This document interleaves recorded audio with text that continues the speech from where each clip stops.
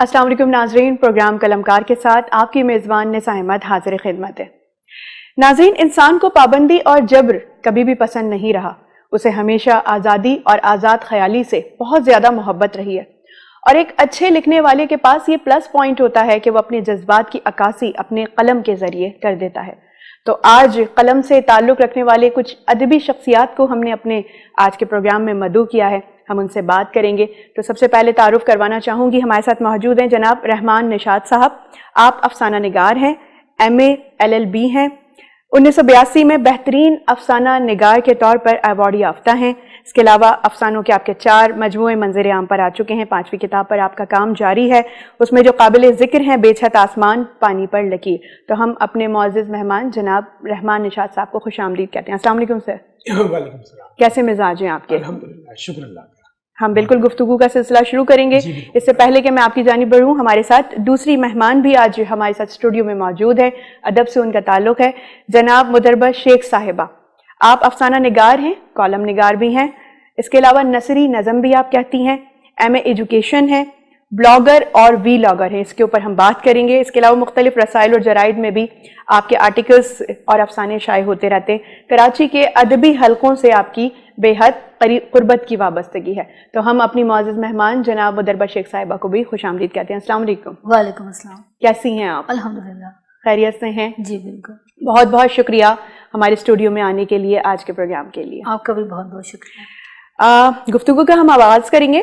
رحمان صاحب، میں آپ سے گفتگو کا آغاز کرنا چاہوں گی۔ جی، آپ مجھے بتائیے کہ بہت عرصے سے ماشاءاللہ آپ کی قلم سے دوستی ہے اور یہ آسان کام نہیں ہے، تو سفر کا آغاز بیسیکلی آپ نے کہاں سے کیا؟ یہ کب کی بات ہے؟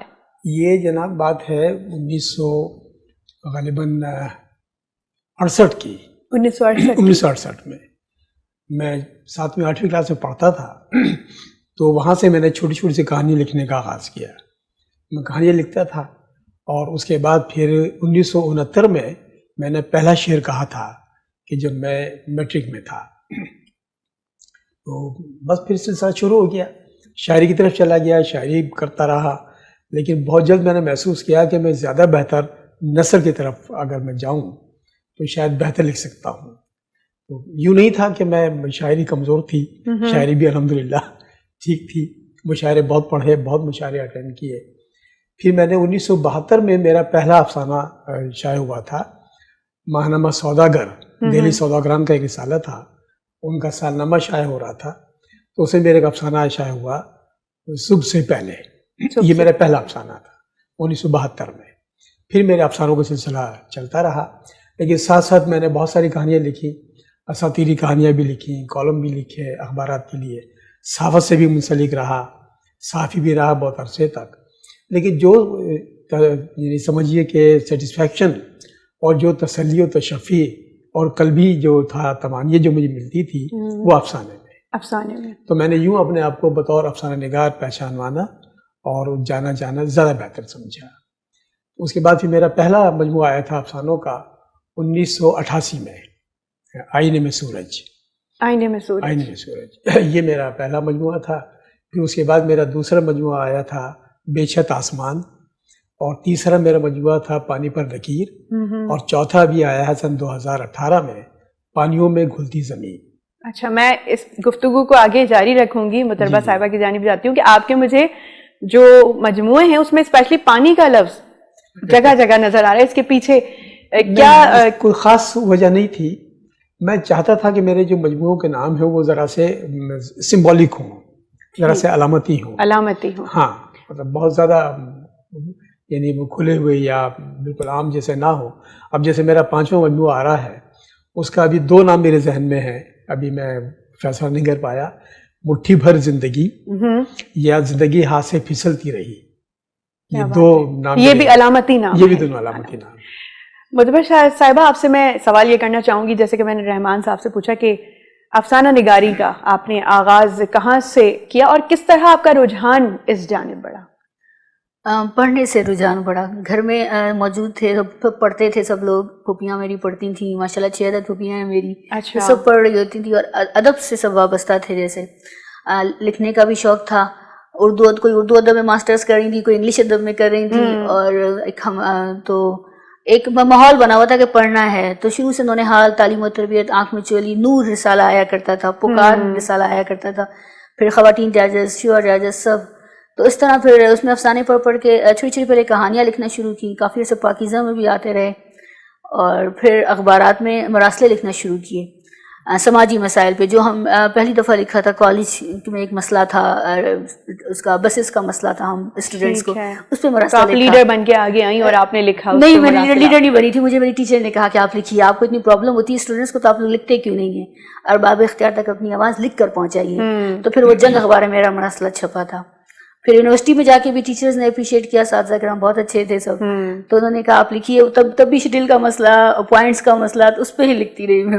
مطلب یہ کہ آپ نارملی جب افسانہ لکھنے کے لیے قلم اٹھاتی ہیں تو آپ مسائل کے اوپر زیادہ فوکس کرتی ہیں؟ جی, مسائل کے اوپر. اور اب جو باقاعدہ جب لکھنا شروع کیا ہے 3 سال سے مستقل, ہلکار بابزو کراچی سے وابستہ ہو کر, تو جو افسانے پیش کیے ہیں وہ انسانی نفسیات کے اوپر اور انسانی کردار کے اوپر. انسانی نفسیات تو بہت ہی گہری ہے, تو انہی کے اوپر جو ہیں وہ میں نے کوشش کی ہے کہ میں کچھ لکھ سکوں. اور ساتھ بیٹھے ہیں ہمارے اساتذہ کرام, تو یہ ہیں سر زیب اسکار ہیں, سلیمان نشاط, اور اس کے علاوہ پنڈی میں ہوتے ہیں ہلکار بابا ذوق پنڈی میں سر احمد اقبال. انہوں نے مجھے زیادہ مائل کیا. جب میں سوشل میڈیا پہ لکھ رہی تھی تو انہوں نے کہا آپ کالم سے زیادہ افسانے پہ توجہ دیں, آپ کے اندر کہانی بننے کی صلاحیت ہے. تو پھر میں نے جو ہے باقاعدہ لکھنا شروع کیا, اس طرح کے افسانے اب لکھوں گی باقاعدہ اچھے طریقے سے. ٹھیک ہے. رحمان صاحب, میں آپ کا جب پروفائل پڑھ رہی تھی تو اس میں ایک چیز مجھے نظر آئی کہ آپ نے بچوں کی کہانیاں بھی لکھی ہیں کافی تعداد میں. اچھا, اب یہ ختم ہوتا جا رہا ہے رواج. پہلے باقاعدہ تربیت کا ایک پہلو ہوتا تھا, بچوں کو اسپیشلی کتابیں گفٹ میں دی جاتی تھی, نونہال ہوتا تھا, اور اس میں بڑی سبق آموز کہانیاں ہوتی تھی. تو آپ ذرا اس بارے میں بتائیے کہ ایک بہت دلچسپ چیز جس کو آپ تھوڑا سا شاید اگر یاد کریں, آپ کا تو خیر بچپن نہیں تھا, میرا تھا, تو وہ ہم ایک آنا لائبریری ہوتی تھی ہمارے زمانے میں. اچھا.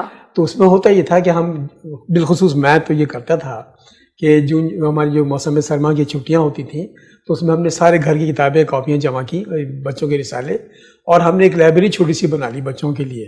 تو وہ ایک آنا لائبریری کہلاتی تھی, وہ بڑی مشہور تھی اس زمانے میں, بچے بہت پڑھتے تھے. ایک آنا دیتے تھے اور کتاب لیتے تھے, اور کتاب لیتے تھے, یعنی گویا یعنی کرائے پر, اور پڑھ کے واپس کر دیتے, ہم ان کو ایک آنا واپس کر دیا کرتے. کیا بات ہے.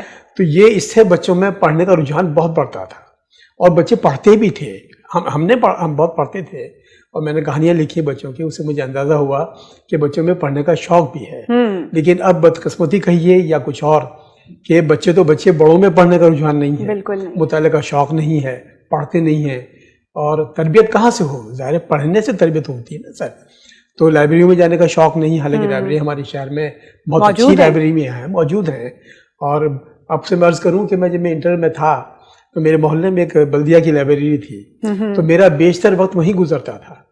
میں نے اپنے لڑکپن ہی میں نے جو پورا کلاسک تھا وہ ختم کر دیا تھا پڑھ کے, تمام منٹوں کو, اور محمد حسین آزاد کو, اور ڈپٹی نذیر احمد کو, میں نے اس زمانے میں پڑھ کے ان کو ختم کر دیا تھا.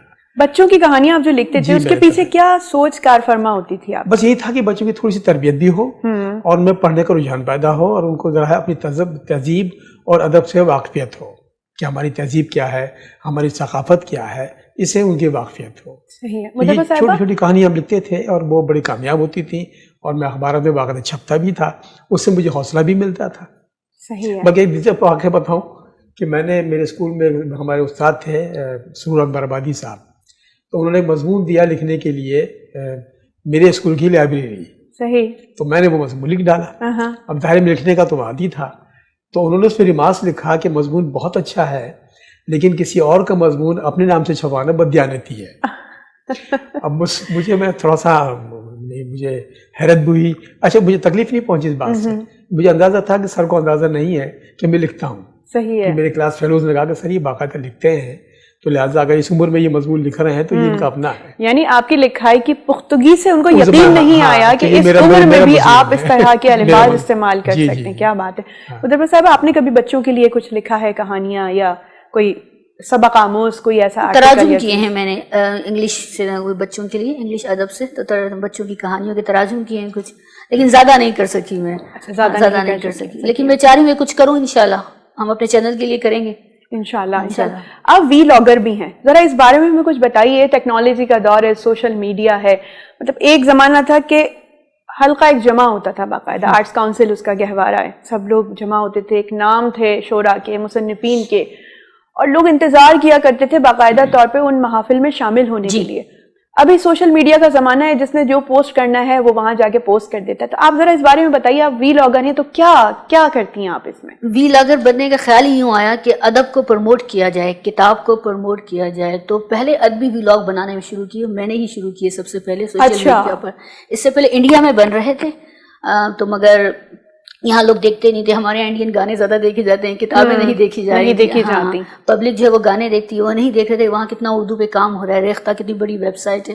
تو جب میں نے وہاں دیکھے کچھ ادیبوں کے سینئر, اچھا وہاں سینئر ادیب جو ہیں وہ بنا رہے تھے وی لاگز نا, اپنی کتاب کو پڑھ کے سنا رہے تھے. تو میں نے سوچا کہ میں اتنے سارے ماشاءاللہ ہمارے سینئر ادیب ہیں تو ان کو نوجوانوں سے متعارف کروانا چاہیے وی لاگ کے تھرو. تو پھر میں نے ویڈیو لاگ بنانے شروع کیا. سب سے پہلے میں نے نغمانہ شیخ صاحبہ کا افسانہ پڑھا تھا. پھر میں رحمان اشاد صاحب کا بھی افسانہ پڑھ چکی ہوں میں اپنے وی لاگ میں, اور بہت لوگوں نے پسند کیا اس کو. انقرار ان کے افسانے کا نام تھا. اور پھر میں مختلف لوگوں کے جو ہیں ادیبوں کے مختلف اساتذہ جو ادیب ہیں ہمارے, انتظار تازہ میں نے بنایا ہے انتظار حسین صاحب قطرے میں دریا, ان کے کالمز کا مجموعہ. تو بہت ابھی میں دیکھ رہی تھی تو اس کے بہت ویوز آ رہے ہیں ماشاءاللہ, بہت سب نے پسند کیا اس کو, کیونکہ انتظار حسین صاحب ہمارے ایک لیجنڈ ہیں. بالکل. تو ان کو جو مجھے بہت پسند ہے انتظار حسین صاحب, تو ان کے مزید اس پہ کام کر رہی ہوں کہ وی لاگز بناؤں. اور جو نئے ہمارے ادیب ہیں ان کو بھی بہت پروموٹ کیا وی لاگ کے تھرو. کتاب اصل میں وی لاگ کا مقصد ہے کہ ادب کو اور کتاب کو پروموٹ کیا جائے, کتب بینی کا شوق واپس لایا جائے. تو وہ اس کا رسپانس بہت ملا ہے. بانو قدسیہ کے ناولس میں کچھ پہ میں نے ڈسکس کیا, وی لاگ میں پڑھ کے سنائے, تو کافی سارے لوگوں نے ماشاءاللہ وہ منگوائے, خواتین نے منگوائے وہ ناولس. تو اس طرح رجحان یہی تھا کہ کتب بینی کا شوق. کسی حد تک آپ کامیاب ہوئی ہیں. ہاں بالکل. اور میری دیکھا دیکھی اور 2-3 افراد نے شروع کیا, تو مجھے اس بات کی زیادہ خوشی ہوئی کہ ان لوگوں نے شروع کیا اور اس طرح کتابیں فروخت ہونا شروع ہوئیں, ورنہ شاید ہماری کتابوں کی بند ہو جاتی ہیں کتب بینی. رحمان صاحب میں یہیں سے بات کنٹینیو کروں گی. ابھی مدربہ صاحبہ نے کہا کہ کتب بینی ہمارے پاس سے ختم ہو گئی, اور یہ میں واقعی دیکھتی ہوں. آپ کے گھر میں شاید ٹی وی کا سائز تو بڑا ہوتا ہے, لیکن بک شیلف آپ کا کہیں بھی موجود نہیں ہوتا. بک شیلف نہیں ہوتے گھروں میں, نہیں ہوتے, بک شیلف موجود ہی نہیں ہوتے. تو یہ کتب بینی ختم کیوں ہوتی جا رہی ہے؟ ہمارا تو ماحول کچھ اور تھا, ہمارے گھروں کی تربیت کچھ اور تھی, اب یہ سب کیوں ختم ہوتا جا رہا ہے؟ دیکھیے میں تھوڑی سی بات میں عرض کروں, یہ موبائل نے ہمیں جو تھوڑا سا بڑا سہل پسند بنا دیا ہے. ظاہر ہر چیز آپ کے اپنے ہاتھ میں ہے, ٹھیک ہے. بک کو تو آپ کو کیری کرنا ہوتا ہے, کہیں لے کے جانا ہوتا ہے, اپنے ہاتھ میں رکھنا ہوتا ہے. موبائل آپ کے بہت سارے کام کر رہا ہے. بلکہ میں اس کا وہ نہیں ہوں, قائل نہیں ہے, اگینسٹ ہیں آپ اس. میں اس کے اگینسٹ اس حوالے سے کہ کتاب کلچر رہنا چاہیے. صحیح, ہمارے ہاتھ میں کتاب ہونی چاہیے. بلکہ بعض اوقات تو ہمیں مشاعروں میں مطلب ایک واقعہ بھی ہوا تھا کہ ایک صاحب اپنی غزل پڑھ رہے تھے, بیچ میں شاید بیٹری ڈاؤن ہو گئی اس کی موبائل کی, یا شاید ہو گیا. اب وہ 2-3 منٹ تک کھڑے ہوئے وہ اس کو تلاش کرتے رہے کہ میری غزل کہاں گئی, مجھے شعر مجھے کہاں پڑھنے تھے. اور وہ نہایت شرمندہ ہوئے, چھوڑ کے اپنے مائک سے ہٹ گئے, اور جو ہمارے سامعین تھے وہ بھی کوفت میں مبتلا ہو گئے. تو بتائیے ایسی چیز کا کیا فائدہ کہ جو بربد آپ کو دھوکہ دے جائے. کتاب آپ کو دھوکہ نہیں دیتی, کتاب آپ کے ہاتھ میں موجود ہے. تو ہمارا کتاب کلچر جو ہے وہ ہونا چاہیے. اچھا آپ تو بک شیلف کی بات کر رہی ہیں, میں حیران ہوتا ہوں کسی سے ملاقات کے لیے گھر میں جائیے اور اگر پتہ لکھنا ہو آپ کو یا ٹیلی فون نمبر لکھنا ہو تو گھر میں کاغذ قلم نہیں ہوتا. عجیب صورتحال یہ ہے کہ لوگوں نے بالکل, بینک میں جاتا ہوں, پوسٹ آفس میں جاتا ہوں تو لوگ مجھ سے قلم مانگتے ہیں, آج میں نہیں دیتا. تھوڑی سی بد اخلاقی کرتا ہوں, میں کہا بھائی آپ بینک میں آ رہے ہیں, آپ ایک قلم تو آپ کے پاس ہونا چاہیے. تو ہمارے پاس قلم نہیں ہے, ہمارے پاس کاغذ نہیں ہے, کتابیں ہمارے پاس نہیں ہے, پڑھنے کا رجحان ختم ہو گیا, نوجوان نسل پڑھ نہیں رہی ہے, تو سیکھیں گے کہاں سے؟ بتائیے لکھیں گے کہاں سے؟ صحیح بات. اب جو ہماری نسل جو موجود ہے بس وہ لکھ رہی ہے. اور میں تو بڑا تھوڑا سا فکر مند بھی ہوں کہ جب ہماری نسل ختم ہو جائے گی تو پھر کون لکھے گا, پھر کہاں سے لوگ آئیں گے؟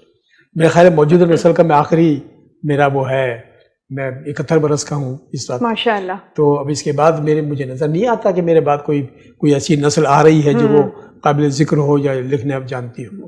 مدربہ صاحبہ بات کو کنٹینیو کروں گی. نارملی ایسا ہوتا ہے کہ ہم کسی اردو یا ادبی حلقوں میں محافل میں جاتے ہیں تو ایک خاص ایج کے مصنفین یا شعراء ہیں, تو آپ ابھی نیا آپ نے شروع کیا ہے, یہ سفر کچھ سال لگے ہیں. میں رحمان صاحب کی اگر بات کروں تو اس کے مقابلے میں آپ اور اگر میں اس سفر کی بات کروں تو بہت وقت لگے گا. جی. تو جگہ مل پاتی ہے یا نہیں پاتی؟ اچھا ابھی تھوڑا سا ہمارا وقفے کا وقت ہو رہا ہے تو میں بات کو یہیں سے جاری رکھوں گی. پھر ناظرین ابھی ایک چھوٹے سے بریک پہ ہم جاتے ہیں, واپس آتے ہیں, کہیں نہیں جائیے گا, ہمارے ساتھ رہیے گا.